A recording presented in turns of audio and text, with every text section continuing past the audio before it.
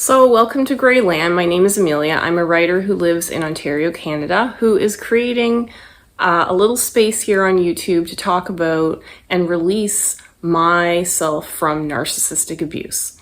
My family was a small one. Both parents were black sheep. I'm the child of them and also a black sheep, also a scapegoat. So that's why I came up with the concept of the Grey Lamb. Please be patient with me when I do these videos. I have a brain injury, so sometimes the way that I speak isn't exactly the way that I want to speak. Today, I wanted to make a short video about how I got my narcissistic father to stop contacting me. Now, I will be doing another video about estrangement and going no contact. I am not an expert, and there are people out there that are more expert than me, but I am a person who has estranged myself from my parents on and off for most of my adult life, even my teenage years. It has taken a very long time to finally estrange, and as long as your parents are still alive, you never know really what they're going to do. This is why I've also made a video called Narcissistic Parents Are Worse Than Stalkers in another video. So in this video, I'm just going to talk a little bit about how I was able to achieve no contact with my father. So over my life, I have gone no contact with my father many times, but he has crossed my boundaries and continued to try to remain in contact with me against my will. I didn't realize into my 40s that that is abuse, and it's also stalking and harassment. But because it's a family member, it's okay. It is not okay, and it's never going to be okay to have somebody cross your personal boundaries, especially when you have told them multiple times. So on my father's third marriage, I found out that he was divorcing and being left, and I didn't like the stories that I was hearing. So he had been trying to contact me, and this is in my late 40s, after spending the past 30 years trying to manage relationships with two unstable narcissistic parents while trying to keep myself going as a person with a pretty serious illness.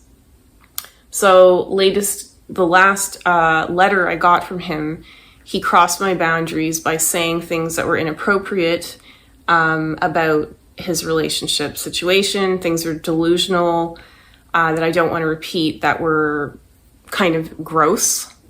I don't have a close relationship with my father, so for him to cross any boundaries with me like that means perhaps he's suffering from dementia, he's 81 years old, I don't know. All I know is I don't want this kind of emotional stuff coming up in my life reminding me of somebody crossing my boundaries.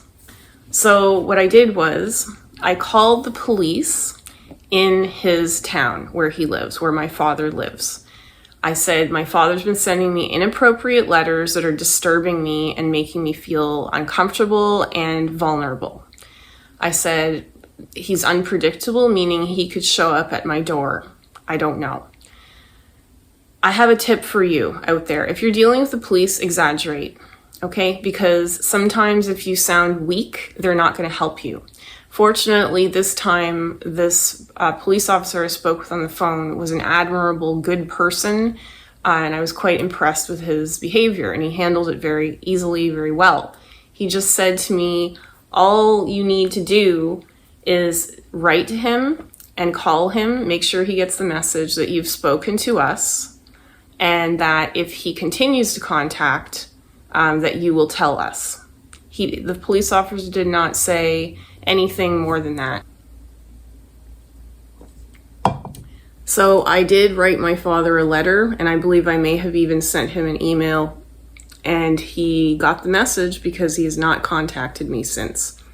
I know that estrangement stories do not sum up everyone's experience, but in that instance it worked.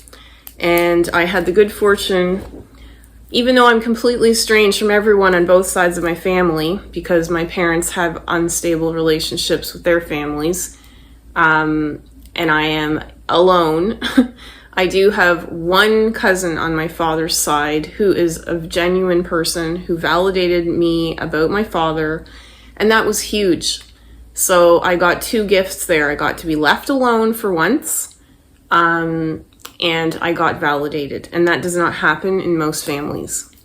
On my mother's side, there is no one to validate me. Nobody wants to hear it. And unfortunately for my mother, she had a very difficult job raising me, but also violated my life in extreme ways, which I will share in upcoming videos. So thank you for being here with me to sort of laugh at all this nonsense, because human behavior is a bunch of nonsense, but it also needs to change, doesn't it? And if we learn to wake up out of this narcissistic dream, then we have a chance at reclaiming ourselves and being happy.